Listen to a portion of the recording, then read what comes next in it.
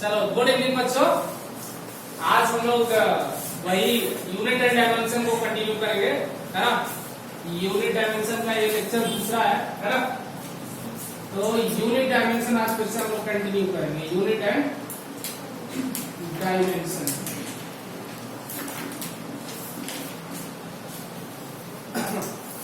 चलिए, तो पिछली क्लास में मैंने आपको बताया था फिजिकल क्वांटिटी तीन तरह की होती है। पहला फंडामेंटल, सेकंड डिराइव्ड और तीसरी सप्लीमेंट्री। फंडामेंटल जो क्वांटिटी है वो मैंने बताया कि 7 तरह की होती है दुनिया में। पहला मास, लेंथ, दूसरी लेंथ, तीसरी टाइम, चौथी करंट, पांचवी टेम्परेचर, छठवीं ल्यूमिनेस इंटेंसिटी और सातवीं अमाउंट ऑफ सबस्टेंस। ये 7 तरह की फिजिकल क्वांटिटी होती है। इनका मैंने रिप्रेजेंटेशन भी आपको बता दिया था, नोटेशन कैसे इसको डिनोट करते हैं, है ना। आगे की कहानी अब थोड़ा और आगे चलेंगे हम लोग। डायमेंशनल फॉर्मूला तक हमने आपको पहुंचा दिया था। डायमेंशन का मतलब क्या है कि वो बेसिक स्टैंडर्ड जिनके टर्म्स में, यानी फिजिकल क्वांटिटी या फंडामेंटल क्वांटिटी के टर्म्स में जिन स्टैंडर्ड में हम लिखते हैं चीजों को, वो डायमेंशंस है ना। जनरली पहले लेंथ, मास और टाइम को ही डायमेंशन माना जाता था, क्योंकि सबसे पहले ये बेसिक जो डायमेंशन या फंडामेंटल टर्म्स है, सबसे पहले लेंथ, मास और टाइम ही खोजे गए थे। बाद में आगे हमें जरूरत पड़ी तब हमने current, temperature, luminous intensity, amount of substance को इंक्लूड करा, है ना। अब मैंने बोला कि डायमेंशनल फॉर्मूला क्या है, तो वो इक्वेशन या एक्सप्रेशन जिसमें हम बेसिक स्टैंडर्ड टर्म का इस्तेमाल करते हैं, है ना, उसको हम लोग कहते हैं डायमेंशनल फॉर्मूला। यहां तक की कहानी हो गई थी, कुछ डायमेंशनल फॉर्मूला हमने निकाल भी लिए, है ना। तो अब डायमेंशनल फॉर्मूला में के क्रम में आगे बढ़ते हैं थोड़ा, है ना। और डायमेंशनल फॉर्मूला के साथ साथ हम यूनिट भी अब बताएंगे, है ना। तो सबसे पहले डायमेंशनल फॉर्मूला कुछ बता लेते हैं हम लोग।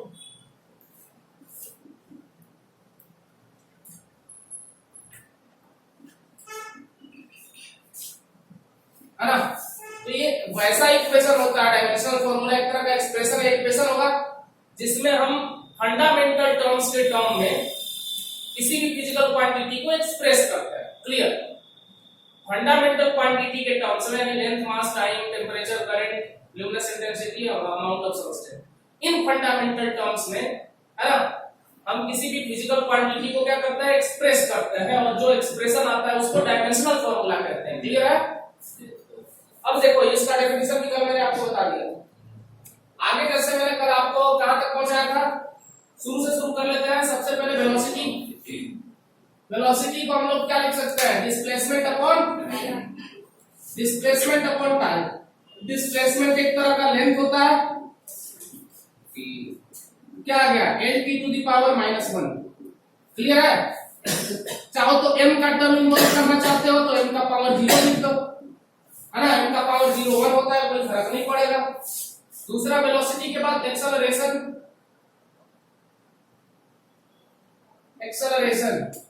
एक्सेलरेशन क्या होता है बच्चों, वेलोसिटी अपॉन टाइम। वेलोसिटी आप लोग पहले से निकाल चुके हो, कितना, और नीचे फिर से t से डिवाइड कर दो, कितना आ जाएगा, lt टू द पावर -2 आ जाएगा।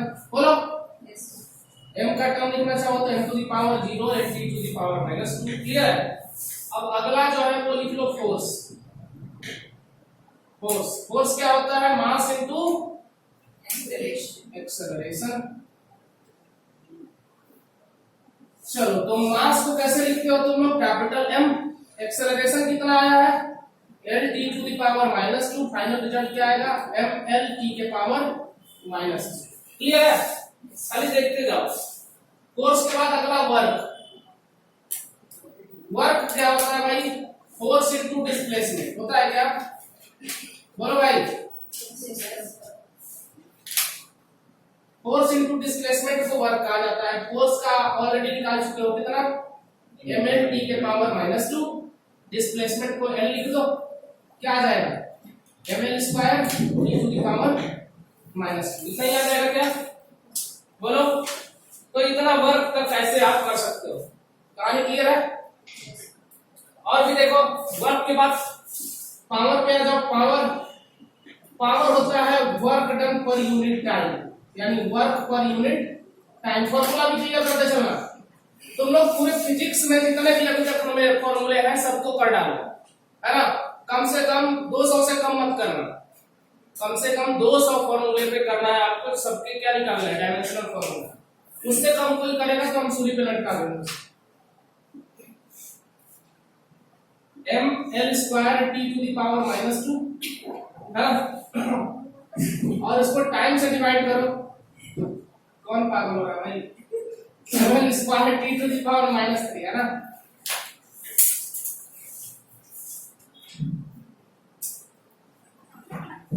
चलो पावर हो गया। पावर के बाद अगला टर्म मान लो एक होता है मोमेंटम। मोमेंटम को p से लिखते हैं, p m into v होता है, यानी मास इनटू वेलोसिटी। मास को m लिख दो, वेलोसिटी कितना थी 8t टू द पावर -1, कितना आएगा ml t to the power -1।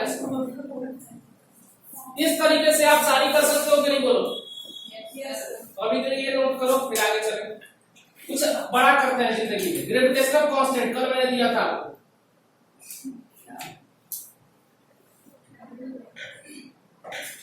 कुछ काट पाए क्या भाई, नहीं समझ में आ रहा आपको।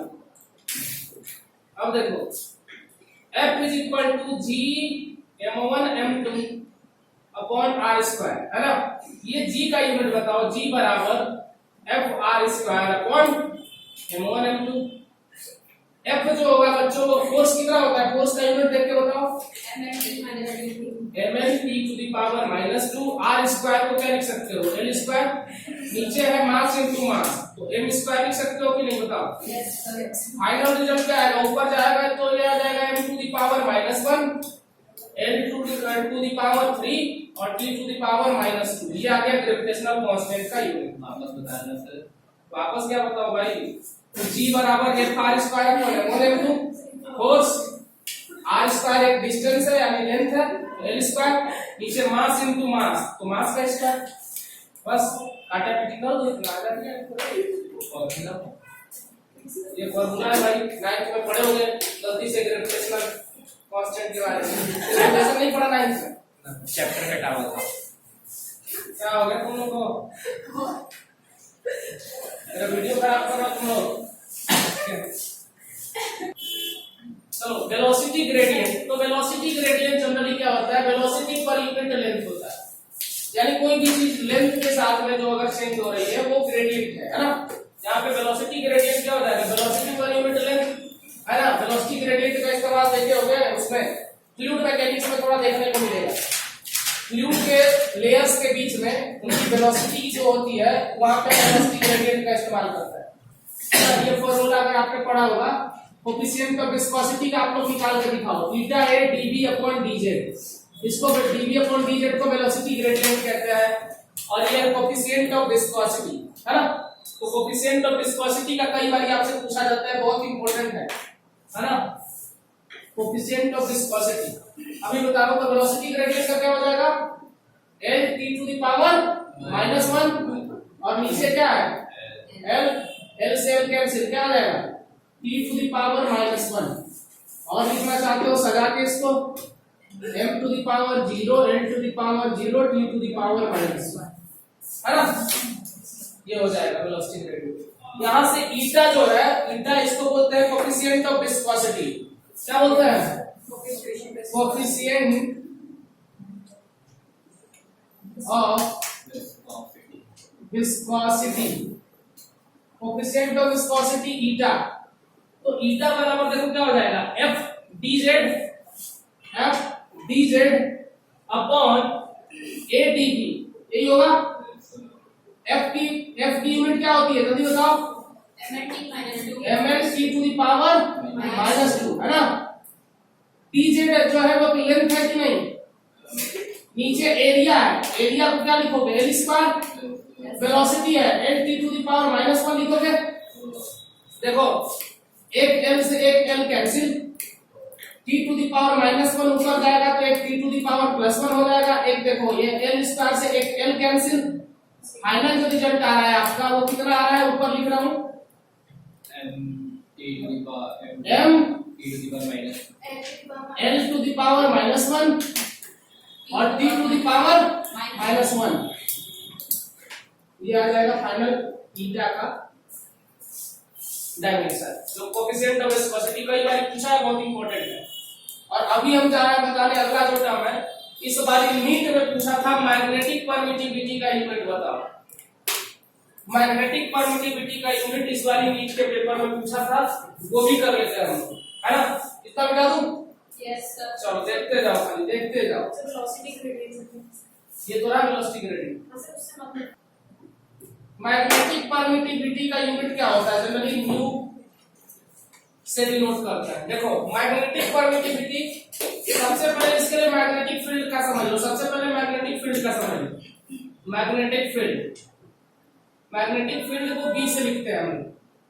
मैग्नेटिक फील्ड को बी से लिखते हैं। अगर किसी एल लेंथ के कंडक्टर को मैग्नेटिक फील्ड में रखा जाता है तो उस पे लगने वाला फोर्स होता है F बराबर आई एल बी। तो B बराबर हो जाएगा F अपॉन आई एल, है ना? फोर्स का आपको बहुत अच्छे से पता है, कितना होता है? नीचे है करंट, करंट को A लिख दूं, लेंथ को फिर से क्या लिख दूं? L। तो L से L बन गया m t to the power -2 a to the power -1। ये B का आ गया मैग्नेटिक फील्ड का।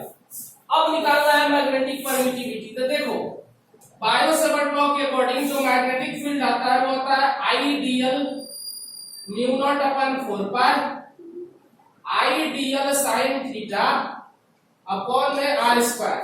देखो कांस्टेंट कौन सा, 4 पाई से कोई फर्क नहीं पड़ेगा, साइन थीटा से कोई फर्क नहीं पड़ेगा, हमें ये चाहिए म्यू नॉट।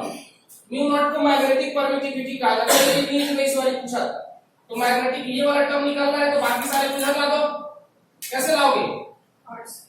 तो हो जाएगा b into 4 pi into R square upon में I dl sine theta. 4 pi और साइन थीटा का कोई लेना देना नहीं है, कोई ये टर्म नहीं है, कोई फिजिकल क्वांटिटी नहीं है। बचा कौन? ऊपर मैग्नेटिक फील्ड, उसका कितना है m t to the power -2 और a टू द पावर -1, है ना? नीचे बताओ i को क्या लिखेंगे? a, dl को क्या लिखेंगे? l। बस डिवाइड कर दो, फाइनल रिजल्ट कितना आएगा यहाँ बताओ? m l का पहले ले आओ, l to the power -1 t to the power -2 a to the power कितना हो जाएगा? -2। ये फाइनल रिजल्ट है। और मैग्नेटिक परमिटिविटी म्यू नॉट यही पूछा था, इस बार ऑप्शन में भी था। तो अगर ये आपको आता तो 4 मार्क्स मिल जाता इस बार नीट के एग्जाम, है ना? 2022 में।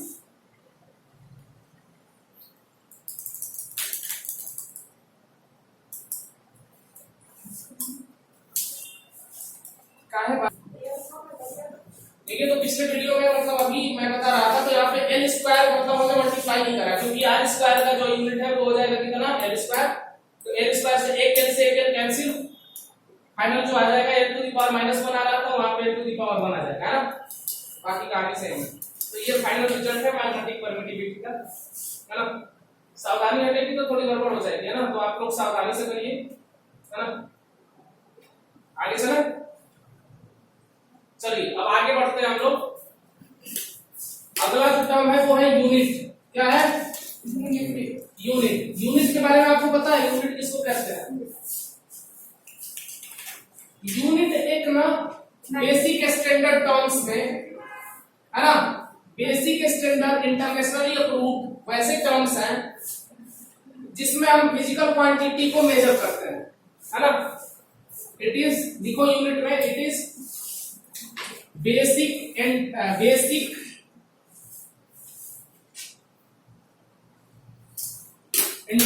Standard, it is basic standard, it is basic standard unit में लिखिए, it is basic standards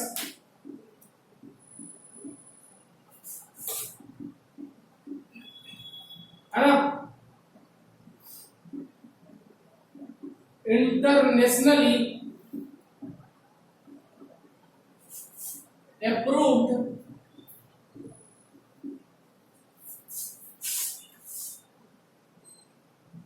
fundamental terms है ना, which is used to measure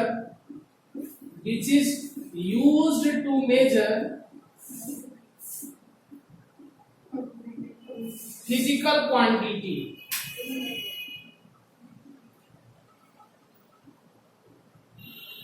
मतलब ऐसे स्टैंडर्ड टर्म्स है जो इंटरनेशनली अप्रूव्ड है, जिसमें हम फिजिकल क्वांटिटी को क्या करते हैं, मेजर करते हैं, है ना।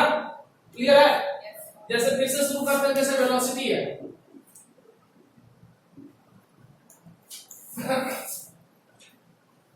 अगर हम डायमेंशनल फॉर्मूला बता रहे हैं तो थोड़ा उसको आगे बढ़ाएंगे, लेकिन हमने इसलिए बता दिया कि आगे अब चल के जो भी डायमेंशनल फॉर्मूला बताएंगे उसके साथ साथ यूनिट भी बताएंगे। आप वेलोसिटी क्या आ रहा था, डिस्प्लेसमेंट अपॉन टाइम, तो डिस्प्लेसमेंट को हमने लिखा l और इसको लिखा t, फाइनल रिजल्ट आया n(t⁻⁻1).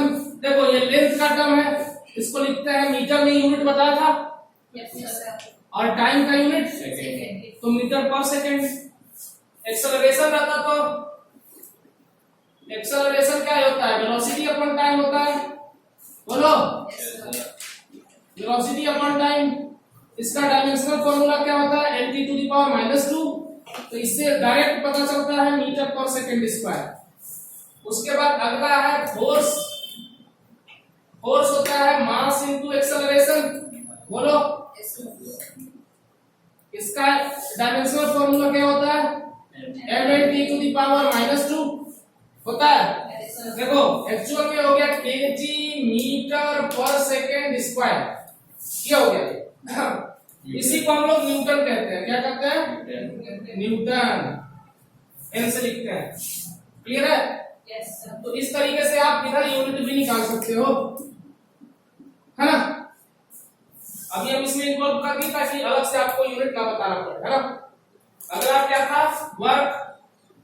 वर्क होता है फोर्स इनटू डिस्प्लेसमेंट, टाइम ही होता है यार, क्या बोल रहे हो तुम।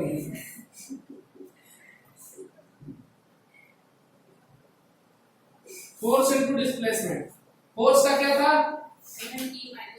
तो डिस्प्लेसमेंट से मल्टीप्लाई कर दो तो ml² (t⁻²) आ जाएगा सीधे।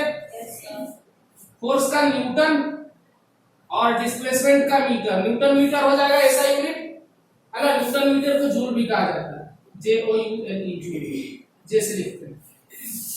तो वर्क डन का यूनिट होगा या तो न्यूटन मीटर बोलो या तो जूल बोलो। क्लियर है? Yes sir. इसके जस्ट बाद आ जाओ पावर पे। पावर, पावर का यूनिट कैसे,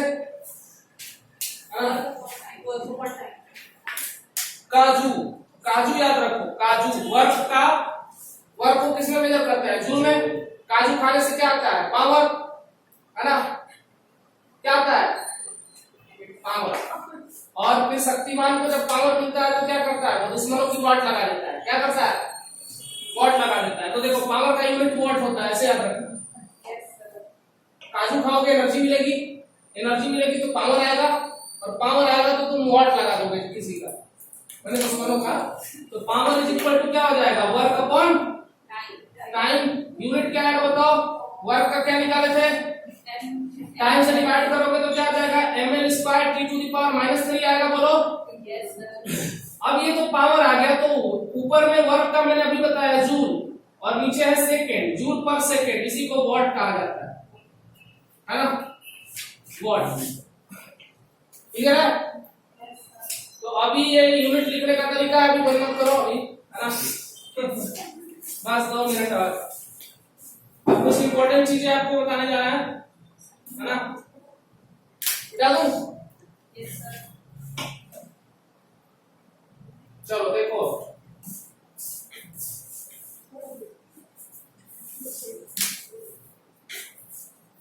कुछ इंपॉर्टेंट टर्म रिलेटेड लिखो, important term related dimensional formula. Important terms related to dimensional formula। Dimensional formula से रिलेटेड इंपॉर्टेंट टर्म्स है ना। पहला इंपॉर्टेंट टर्म्स है ना, टर्म्स देखो, terms which is involved in equation or expression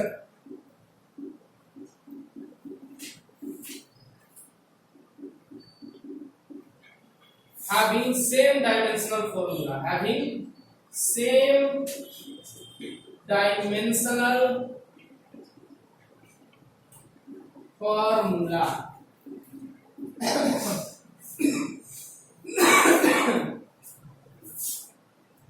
ratio are generally dimensionless। अब ये मैं क्या कह रहा हूं, डायमेंशनलेस, सभी समझ में आएगा। Two terms only can add or subtract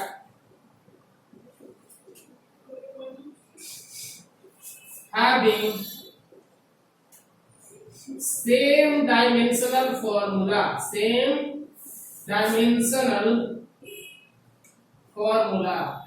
देखो सबका क्या मतलब है, बारी बारी से समझा रहा हूं। पहले हमने बोला कि कोई अगर इक्वेशन है तुम्हारे पास, तो इक्वेशन वो तभी सब सही होगा जब उसमें जितने भी टर्म्स हैं सबके डायमेंशनल फॉर्मूला सेम है। जैसे एक क्वेश्चन लिखो, alpha upon T square is equal to F into B plus beta upon X square, है ना। और नीचे जो हमने लिखा है दो टर्म्स अगर हम उसको जोड़ रहे हैं या सब्ट्रैक्ट कर रहे हैं तब वो सही होंगे जब उनके जोड़ने या सब्ट्रैक्ट जिसमें हम कर रहे हैं उनके सेम डायमेंशनल फॉर्मूला, है ना। जैसे ये देखो, अगर हमने ये इक्वेशन लिख दिया इन गिवन एक्सप्रेशन, है ना,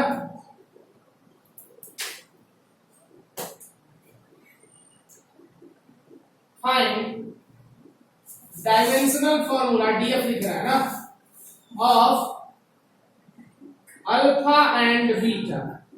अल्फा और बीटा के आपको मालूम डायमेंशनल फॉर्मूले बता रहे हैं, क्लियर है।